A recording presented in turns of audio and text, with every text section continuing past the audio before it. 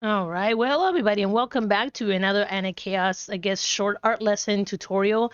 And today we're gonna go ahead and continue with the Draw What You See, Not What You Know series. And one of the things that we're gonna talk about is positive and negative spacing, and then we're gonna talk about the 4 types of geometric shapes. So that's pretty much what we're gonna cover in today. So I believe there's gonna be at least 2 more sections to this. Right now, I'm just kind of breaking it down in little ingestible chunks. But for today, what I really want to tackle is the positive and negative spacing.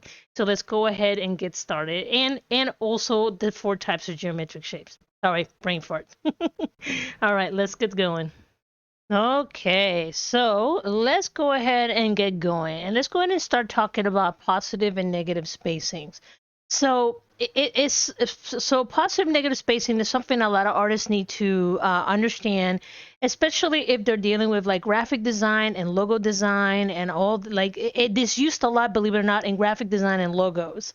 Now positive space. Okay, so here let me just draw it because this is one of those things I always have a hard time explaining it. One of the most well-known example is something that is known as the Voss example, and I'm gonna go ahead and draw it. So you have a vase, and normally this normally like an illustration of this already pre-done.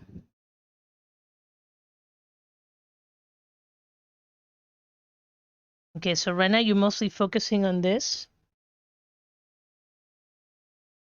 Gonna be one of the ugliest bosses you ever seen, but you'll get the gist once I show you what I'm making.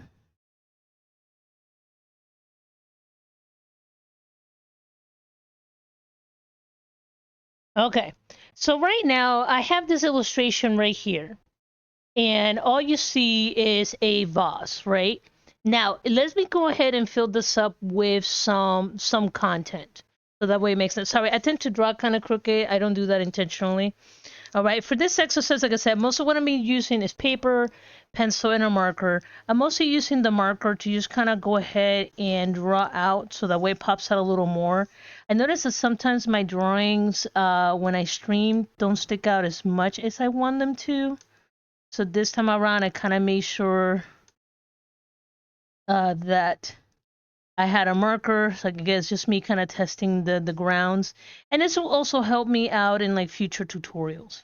Okay, so right now I'm going here, and I'm gonna go ahead and I'm gonna fill this out. Nothing too crazy. This is not an expensive Sharpie. If all you have is a pen, that's fine. If all you have is a pencil, that's fine. This works with either one of these exercises. Don't mind me that I'm drawing in different directions. I can hear my art teacher screaming in the background from a distance somewhere.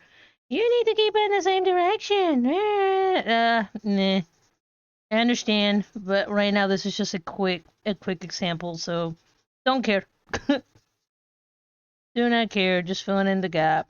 Blah blah blah blah blah. Bleep bleep bleep blah blah blah.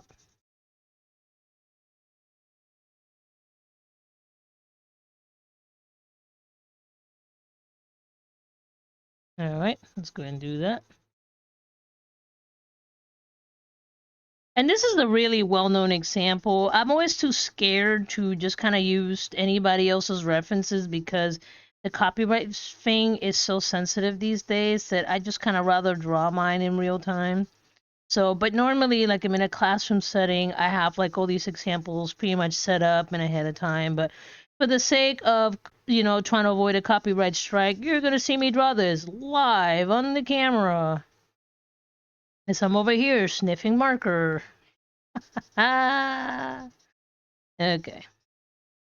Meow meow, I hear you in the background. What you doing? Are you doing shenanigans? She's doing shenanigans. Okay, so this is pretty much what is known as the Voss exercise, okay? So what it is you have something that is known as positive and negative space. By default, your brain tends to kind of focus on the white section of this. So this would be considered, if I'm focusing on the white, this becomes my positive. I'm going to positive. But this area right here in the black becomes my negative spacing. Okay, because this is my solid area. This is the shape that I'm focusing on.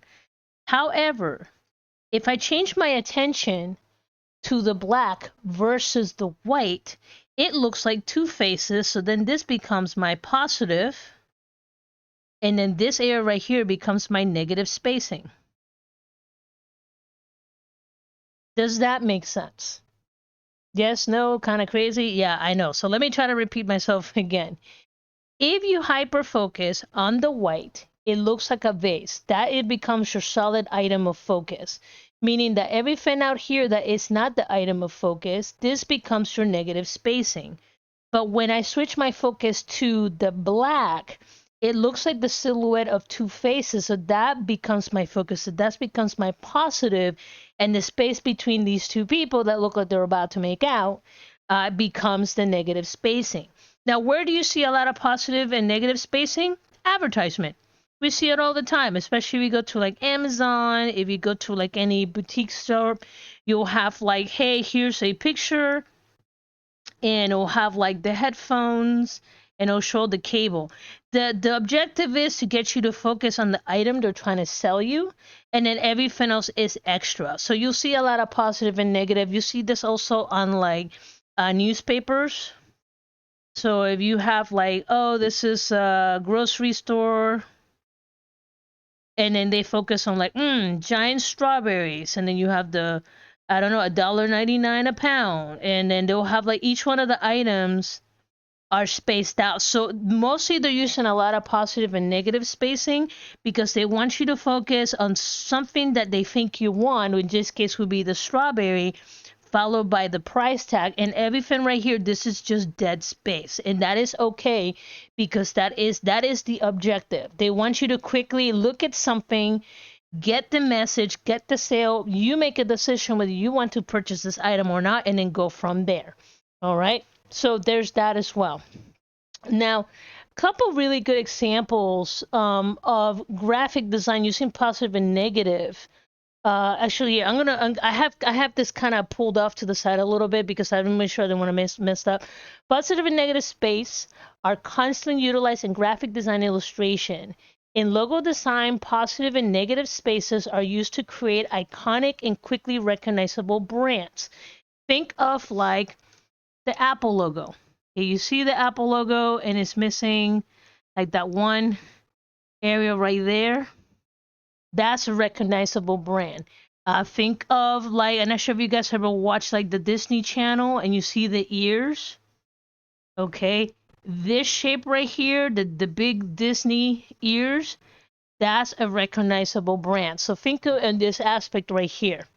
Okay, so it creates iconic and quickly recognizable brands. The two designs below, which I'm going to talk to here, uses positive and negative shapes with great design. So let me go ahead and illustrate what I'm looking at.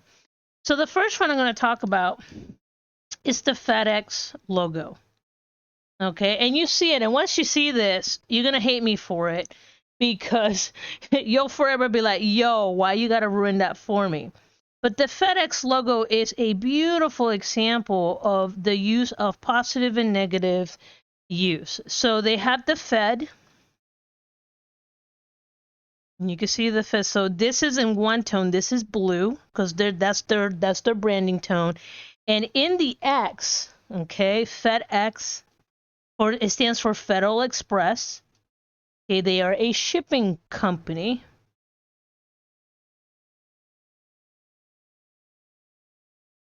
In the FedEx logo, you have right here an arrow hidden in the design. Next time you see a FedEx logo, take a look at it. Now, by default, because this is blue and this is orange, okay, your eyes just read FedEx. But when you actually look at, if you flip, kind of like we did with the vases right here, if you flip your focus where the white becomes your focus and everything else becomes the negative, that's when you get to see the arrow nested inside their logo brand, which is actually quite beautiful when you think about it because they're a shipping company. Their objective is to keep your packages moving. What do people associate with movement? Arrows. And you see this all the time. If you ever use a PowerPoint illustration, a presentation, they constantly use arrows to like lead your eyes to a direction. So I think this is absolutely phenomenal. Another logo that I found really cool that I always like to refer to.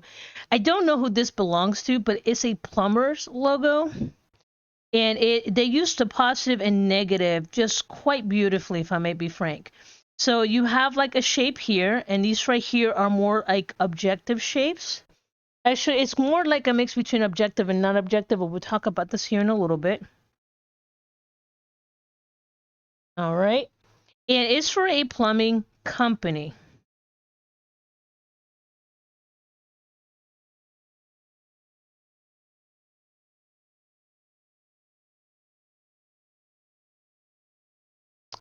All right, and I'm gonna go right here.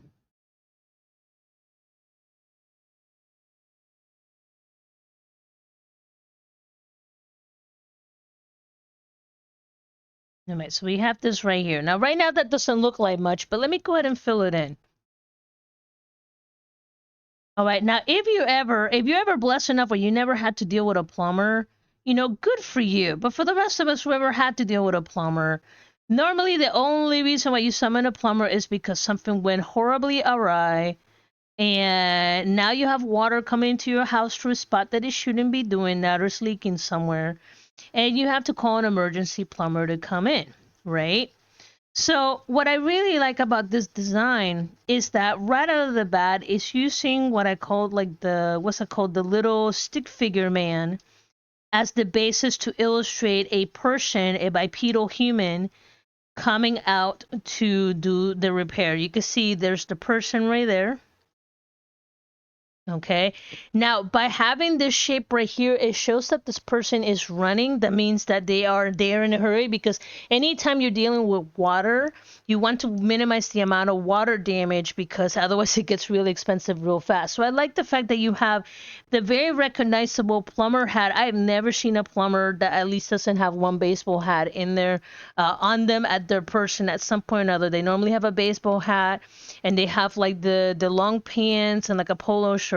And then what's really neat is that in the design itself right here, there is an empty space between the foot and the hand, and then there's a little spot here in between. It looks like a toilet plunger. Okay, because most people, when they think of plumber, they're thinking of a clog. Because either they think of clog or a leak. But either way, in this case, you see a plumber running towards a situation, and it just kind of gets the point across. But it's a beautiful use of positive and negative space.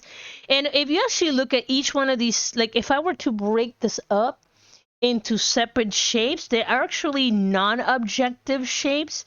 But because when we put them together, it looks like something familiar that we can recognize. It looks like a little person with a plunger.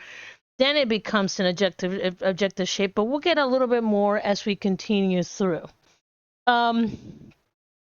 The other time that you will see positive and negative spacing is like, for example, I'm not sure if you guys, I know for me, I like to look at coupons sometimes, not because, not just the savings, but like especially food advertisement. There is a whole, you should be able to find books on this where they talk about the psychology of color and how it affects your hunger, how it affects your appetite. And if anybody grew up like in the 80s and 90s, I grew up, I was born in the 80s. So I remember the really super colorful McDonald's with the reds, the yellows. Like it looked like yellow barfed everywhere. And for us as a kid, seems like a really happy and high energetic experience, but they actually did that on purpose. They wanted people to come in, have a good time, be energized, and be out. So it's supposed to be fast food. They don't want people to lounge around. Now, compared to that to where you see it today, they've actually had to change their tone, because as people grew older, they became more weary about the food they ate, and they wanted things that are a little bit more healthier for them. So things like mindfulness, slowing down, and stuff like that came in. So now you're starting to see a different type of McDonald's today. I've been to some of the newer McDonald's, and it just looks depressing. And what you see there is that they put a lot of browns. They want people to just kind of hang around and just kind of, enjoy several cups of coffee, so on and so forth. But one of the things that I always enjoy, especially when they have like a new burger, I always like to look at their color palette. There was a couple years ago where they had like a black and white burger, and you could Google this up. This was for Burger King. I'm gonna zoom in a little bit closer, and they had a bun that was mostly white, and they had another bun that was mostly dark. And then the way that they did their positive and negative contrasting is that the side that had the really like the white bun, they used ground beef. Yeah, it's called the black and white. Just type in. I think it's like Burger King. Let me see if I can look it up real quick. I think it's Burger King. It's either Burger King or McDonald's, but you can look it up. But it's called the black and white burger. And then they had like lettuce and some decorative stuff. And then on the opposite side, because the bun was dark, they use a crispy chicken sandwich. So right here you have beef. You had white. Right here you had chicken. Chicken is a light color not skin, meat. Then you have black buns. And then right here you had the usual, like the vegetables. They always try to emphasize the vegetable because there is a huge push for healthier eating. So like, oh, see, you're having a burger, but you ate a chunk of lettuce with it. So it's totally healthy. Absolutely. Now, what's really neat about this is when you looked at the advertisement, at the top, they had the black, and then they had white right here. That was the text. And then obviously this was like black with white text, and then vice versa here on the side. And then what they also did is that they also carry that into the order of fries. So the fries was the one thing that was kind of neutral on both sides, but on the side where it was white, the buns were white, the background was dark, and then they showed Sprite as the drink. And you, like I said, you could Google this up. It's been out for a while. But the background was dark, and that's because they want to make sure that you hyper focus on, hey, here is the burger, this unique item with French fries and with the drink. So you have a light bun with a light drink and light fries.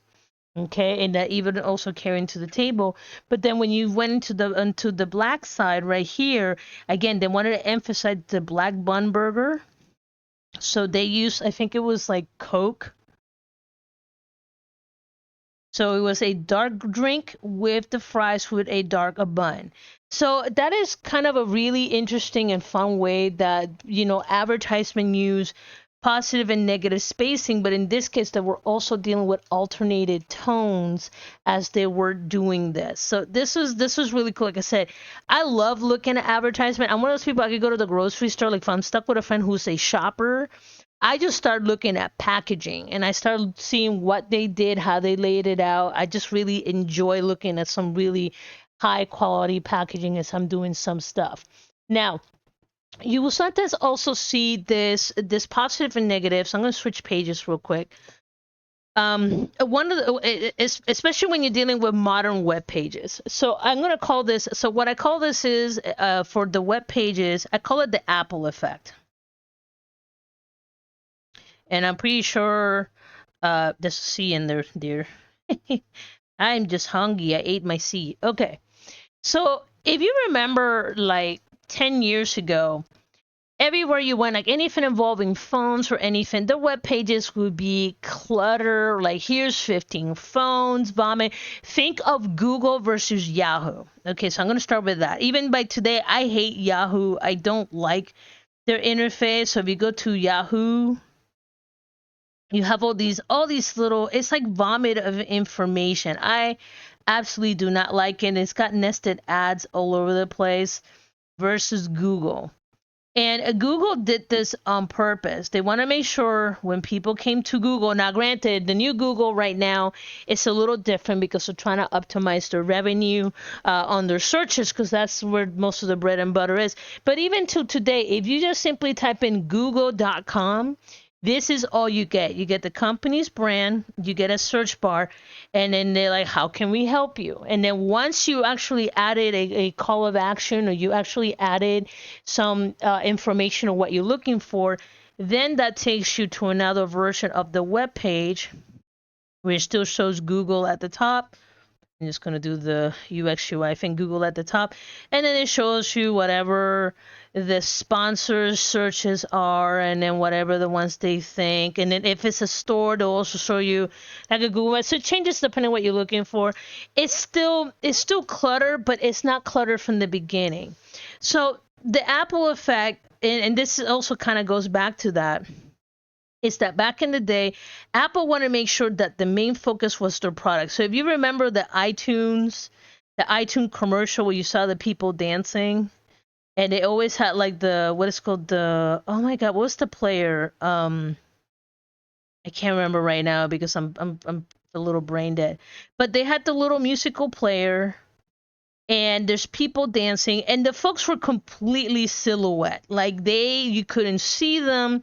There was a really vibrant color background in the back, and all you could see was either the iPhone, the little what is it, the iShuffle, and then that was it. That is an excellent use of positive and negative spacing, and they did that with all their products across. You went to the Apple page, they had this at the top.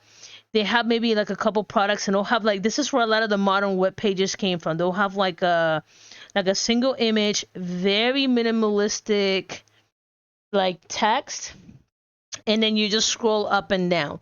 I always kind of tell folks, if you're looking for modern trends for your web page, look at Apple. They're always, I'm not an Apple user. I used to be at one point, but man, their marketing is always on point. If you can get that much money out of so many people around the world, I tip my hat to you. Okay, but ever since they started, not only did they carry it in their branding of their packaging, but they also carried it into their stores. Like, I remember, have you ever been to a Mac store? Oh my God, so the Mac store was awesome.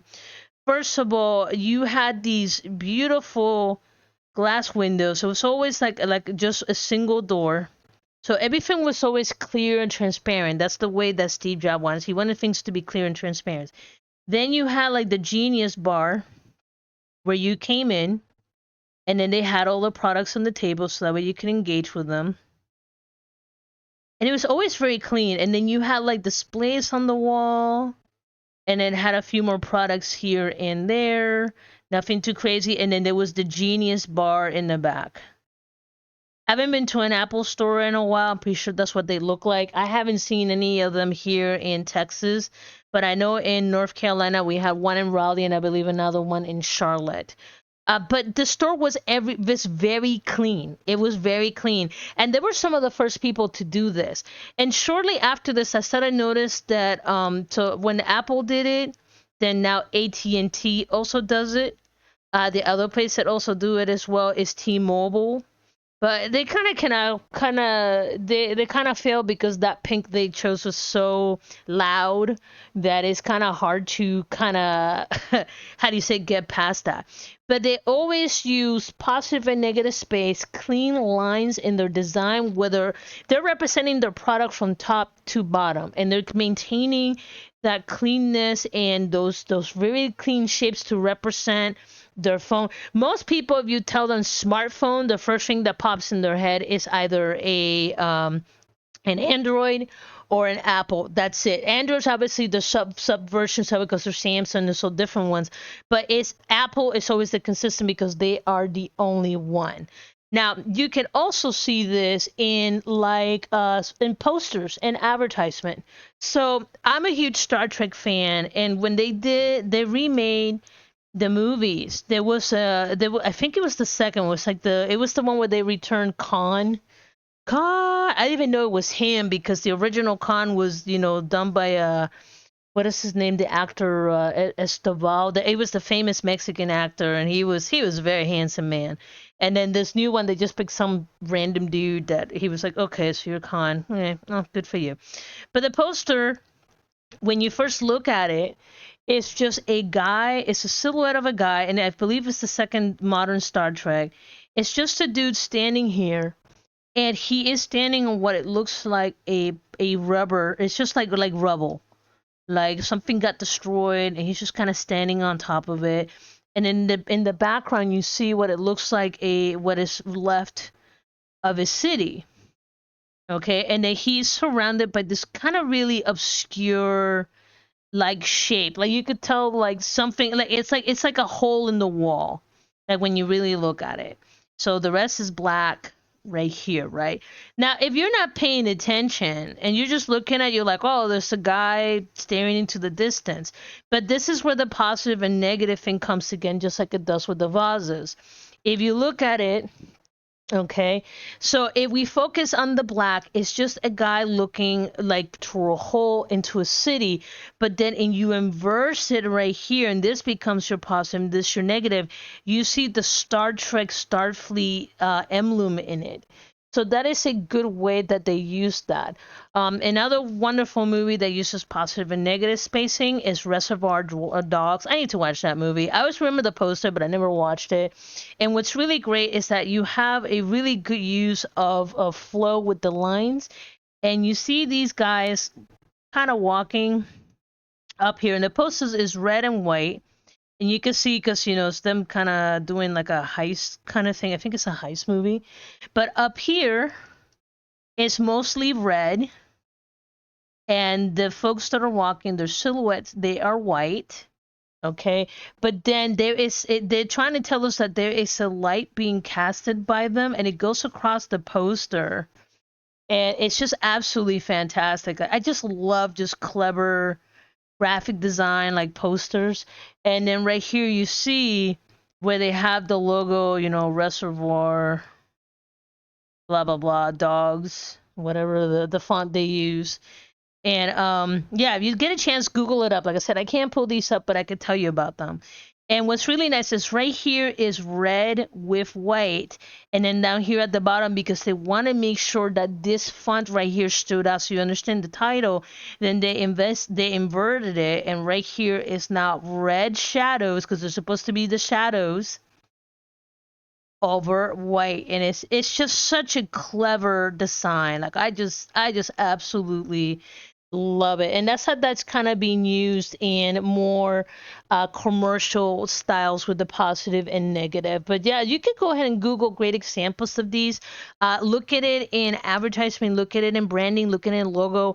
Positive and negative is something that is constantly used everywhere, especially for marketing these days. Now, how do we see it in photography? Well, the one that we see a lot, I'm going to pick on the wedding picture where you have okay, there's the couple, here's the bride, she's got her little dress, and here's the groom. I know, ignore my potato people. And then, you know, there's maybe some bushes or some trees or something. And then the sun is right behind them. So all you see is the silhouette of the couple kissing, and maybe you see a little bit of like a sunburst from, you know, where they're kissing, or the little god rays coming through there. But this is something you see a lot in photography, where they do a lot of these heavy contrasts to make sure that the focus again is positive and negative. But in that situation, they mostly want you to focus on the couple, so that will forever be your heart where your eyes look, unless it's supposed to be an optical illusion. The objective is, it's like, oh, look at that beautiful silhouette, oh, I get it, it's the couple, oh, their sun is rising, oh, that means the beginning of the couple, at symbolism here, yada yada yada yada, so on and so forth. Okay. All right. So let's go ahead and let's start taking a look at some of these positive and negative ones. And I'm gonna have to split this up a little bit more. Okay. And then for this exercise, what I'm going to do is I'm actually going to borrow the back of this. I hate wasting paper. Okay. So I'm going to use the back of this. I'm going to go ahead and I'm going to draw myself 4 squares.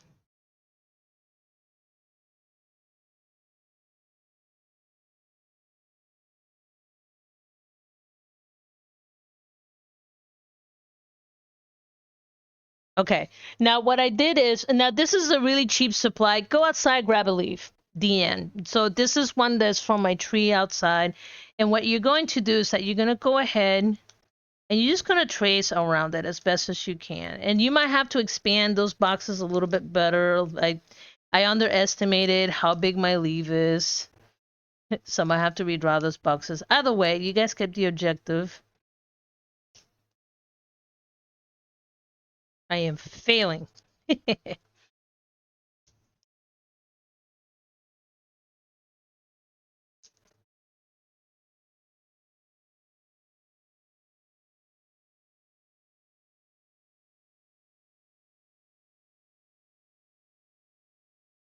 Just want to make sure I did not miss any calls.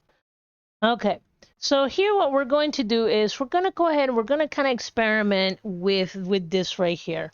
All right. So we're going to start with really easy. We're going to make the leaf. So we're going to invert the positive and negative. So we're going to start with doing black. And in this case, I'm thinking of a leaf that's on the ground. If you ever look at leaves, leaves are never really quite flat. There's always kind of like this curvature on there. And if the sun is heading in this direction and it's hitting this, it's obstructing the light on one of the sides. And then the other side, it kind of gets light. And it's going to make sense here in a second. But anyway, so right now, right here, I'm going to grab this leaf. Actually, no, let's not do that yet. Sorry. Rain turn to pudding. So let's do black. So black, white, and then let's do white, black. And then right here at the bottom, I'm going to split it in two. I'm going to do black, white, black, white.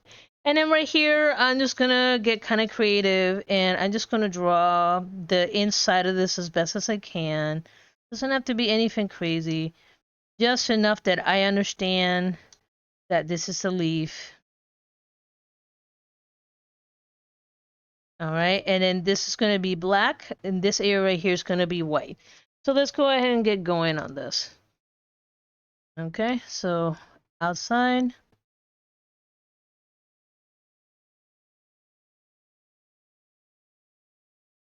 And right now I'm not looking for beauty, just trying to get the example done.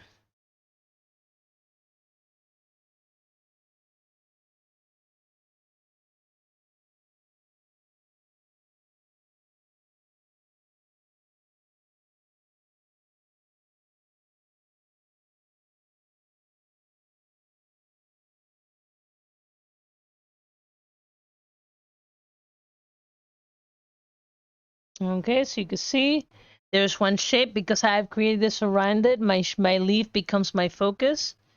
In this case, it's going to be a little bit backwards.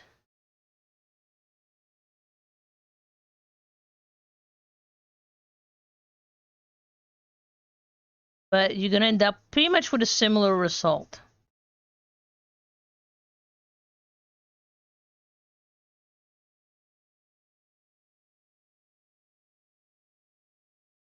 All right, so you have black outside, white inside, white outside, black inside.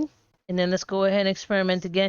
And you can kind of play around with this. You can go different directions that you want. I'm just kind of giving you guys a quick example just to kind of show you how by changing some of these little positive and negatives, you get a different result. And it kind of gives you a very different dynamic. And you can look up, there's people that go really in depth on positive and negative. Pretty sure there's several YouTubers that they already done it. For me, this is more of a refresher course. If I may be frank, every once in a while, I like to go back and refresh my lessons to myself. It just helps me improve as a designer. Yes, so there's that. And it's good to stay humble, especially with each generation. If you get on LinkedIn Learning, they have a series that they show you like what is the graphic design trends of the year, and I love trying to keep up with like those because it's interesting to see how the tastes of people have changed, how stuff that used to be mainstream is now looks dated. So like I remember back when everybody used to have like these really like fancy stuff where everything was a uppercase, and then for a while there everything changed to a lowercase because in the world of the internet, if you're doing uppercase logos, you're practically screaming. People don't want to be yelled at. So that's when you started seeing a lot of people changing their brand to like lowercase letters. The last couple of years, I noticed a lot of transition to more logos with more color dynamic. They'll have like, especially anything in crypto. Anything in crypto has such a unique AI, very like video game iconish kind of look to it. So that's where some of the logos are heading right now. I just think that's kind of interesting. Okay. But here it is in a nutshell, the positive and negative. And I want you to take your time with these. Like, just really look at it. Just go to the exercise, really look at it, and then step back. Obviously, like, fill it up as best as you can. I was just trying to do this as quick as possible because I didn't want you guys just sitting there watching me do this portion. It is kind of boring. Just watching somebody do this. Maybe Frank. Shoot, I might speed this part up in the video. Horrible. Look at this horrible hatching. Absolutely terrible. Somewhere out there, an artist is losing their wings.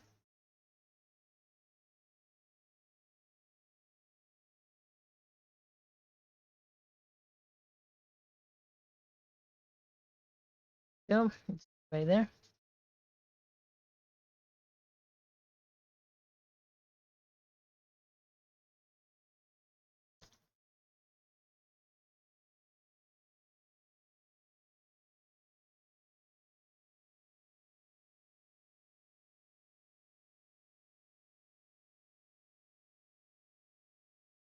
There we go. Got right there. Doopy-doo.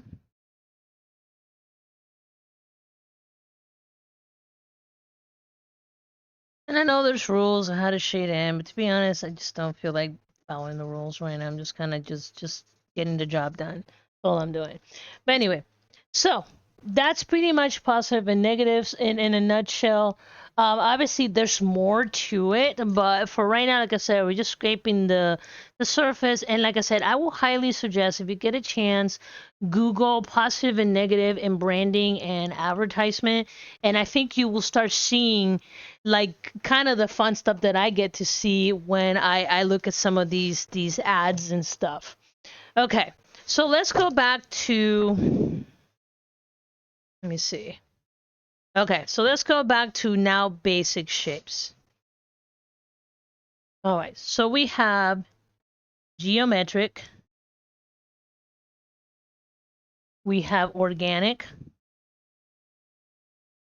we also have objective, and we have non-objective. Okay. So geometric shapes are pretty much basic shapes, gives the illusion of something solid or rigid. This includes circles, squares, ovals, basic shapes, pretty much just your starting points for anything. So remember that anytime we did anything, it started with circles, squares, and triangles. These are your basic geometric shapes. These are your roots.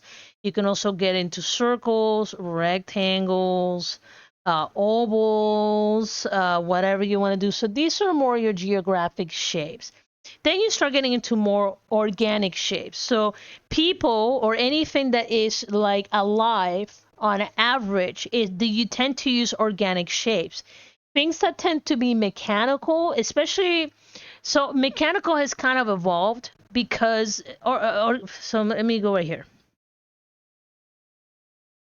Because of what these things need to do, anything mechanical on average tends to have more geometric shapes. However, as design has evolved the last couple of years and they try to make products that are human centric for a good experience, you notice that they've tried to adding more organic lines to your stuff. So here, let me show you some really good examples. So here is my Logitech mouse. Now, back in the day, kids, I kid you not, the closest you will get to an organic shape on a mouse, it was literally like this. It looked like a brick, and then it had the little rolly ball in it, and that's it. It was still kind of blocky and clunky, and it worked for what it was. But then look at that compared to this. So these new ones, they know that as time has evolved, people now tend to work a lot on their computer. So a lot of people are seeking devices that allows them a natural feel when they grab it. It is an organic look. Even things such as like a water bottle right here. So I'm going to go and pull back. So here is my water bottle. And what's really great, like right here, the Yeti design, what's really cool about this is that even though it has some really nice clean shapes, that is in shape to fit my finger, and it allows me to quickly open and close it without any discomfort. It literally fits around my finger, and it's just a really, really nice concept. Here is another one. So here's a labeler, or pretty much to like label something.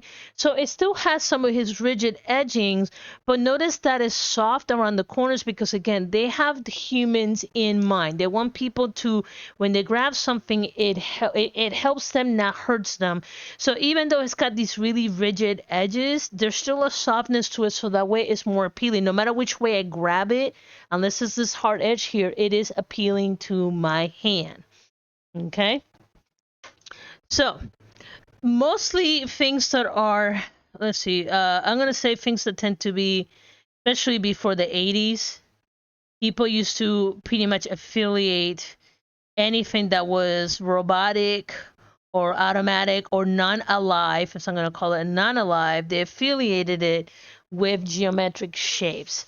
However, anything that is more organic, such as like again the leaf, this is not a circle, nor is it an oval. This is considered an organic shape when you really look at it. Can I start with an oval and then fix it from there? Absolutely. But this is considered an organic shape. The way water hits the ground and it kind of like bursts out.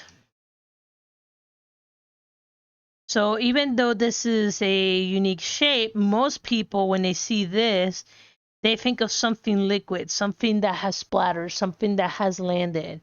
If you're seeing like animated cartoons, I've noticed, especially this, when you see something that like a bunch of bubbles like this, if it's a standalone, people think it's a cloud. If you pretty much add a trunk to it, people think it's a tree because it doesn't have a uniform shape. It has something that looks familiar or kind of like a clump version of it, but it's a really nice organic look. So here's the best description. It tends to be more relaxed with a natural and fluid feel to them.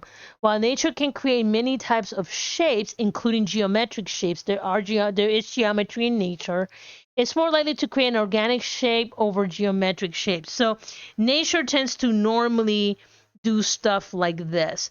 And even people are considered organic. So you have a head, you have a skull, rib cage, hip,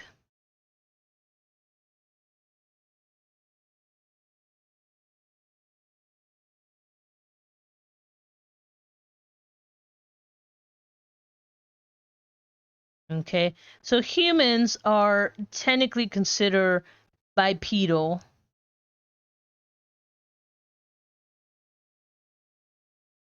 This dude got thunder thighs. By trade. There we go.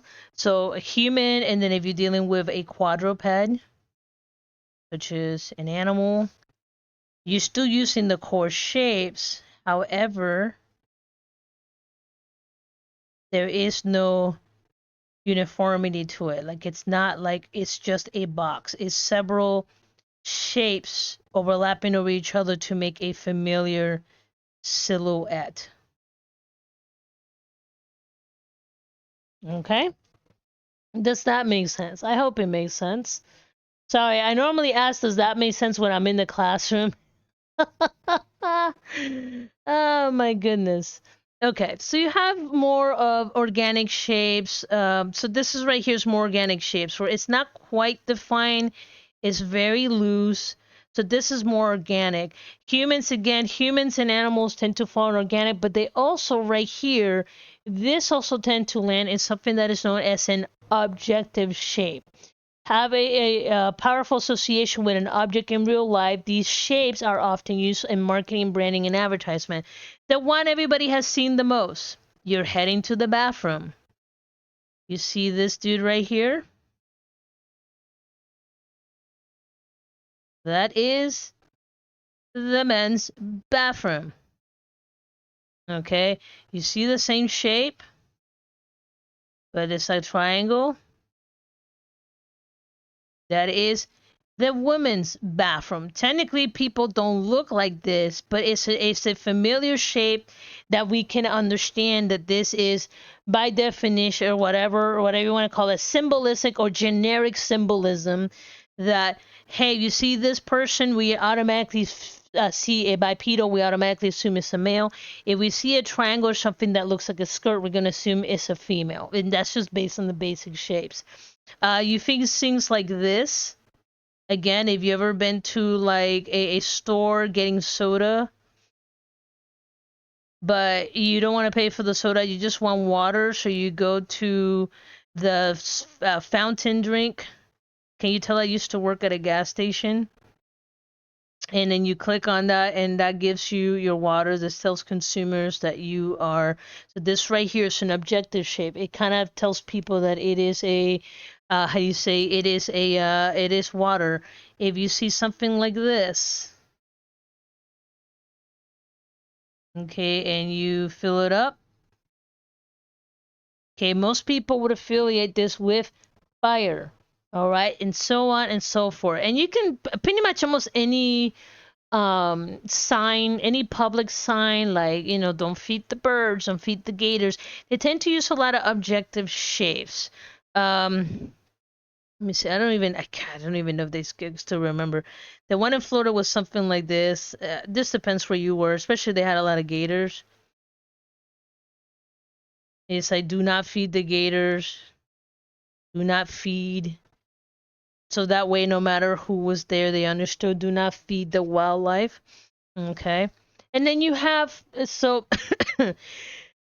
yeah, so as you're walking around, by the way, this is also used in video game icons. Okay, a lot. If you see a little potion, you assume it's either magic or mana. Magic will fill up your magic.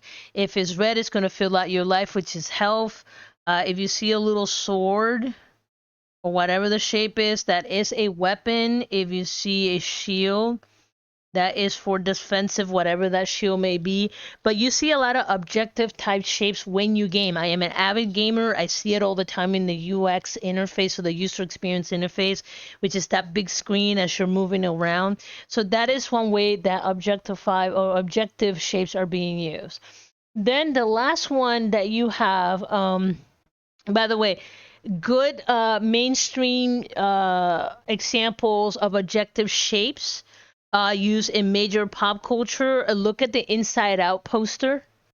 If you see the Inside Out poster, you see that the outside silhouette is of the little girl. And then you see all the little characters on the inside doing whatever, and that's the Inside Out poster. Another one that uses this type of objective shape is the Suicide Squad poster. So you see that everybody, all the main characters are represented as a skull, but then they give variations, like the Harley Quinn will have the pink tails with the colors that she normally wears. There's another one that's got the fire guy to represent Diablo. Sorry. So that is another great representation of using objective shapes. And if you want to go even further, OG, like old school original gangster, the ET poster. ET poster is iconic. Literally, you have the moon. You see the little kid with ET in the basket saying ET from home. And then right here, they pretty much give you most of the story plot or the ending just in the poster. And then right here you have the trees, and it's nighttime, and on and on and on and on and on and on. Okay. So let's go ahead and go to non-objective shapes. So non-objective shapes is more of here, I'm just going to go ahead and read you my notes. So it's a subject that suggests a sense of artificiality when they are used abstract in a non-representational work of art. Abstract art is well known for using non-objective shapes. Think of somebody grabbing a sheet of paper and then dripping a bunch of like watercolor on it. And that's literally the piece of art. Okay, so most modern art falls under this. Most cubism. You have a lot of unique shapes. It falls under this, but you'll see something like that, and you know, it just looks like random nonsense. And there'll be like some weird swirl or something. It's just like, oh, look at this random nonsense. They go, yeah, it looks like a bowl of soup. So right here you see there's the rim of the bowl. Right here there's like some food items, and then this represents like the smoke. So it doesn't really mean that that's exactly what it is, but it kind of it forces your brain to use its pattern recognition.